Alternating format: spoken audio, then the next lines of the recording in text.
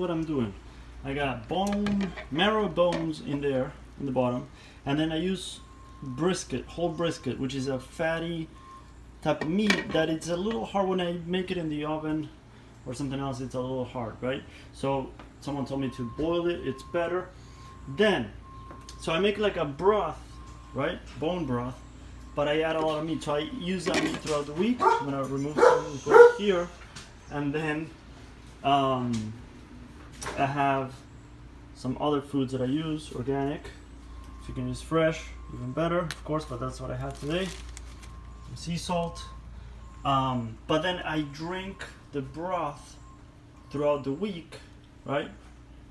And then I just use the meat and whatever else for other foods. But I love the idea of having my own broth, that I use my own spices and not, some of them use pepper and that kind of stuff, which in the AIP protocol is not the best. So with this, you can make it simple, you can make it quick, ideally in a slow cooker, and yeah, get the nutrition that you need.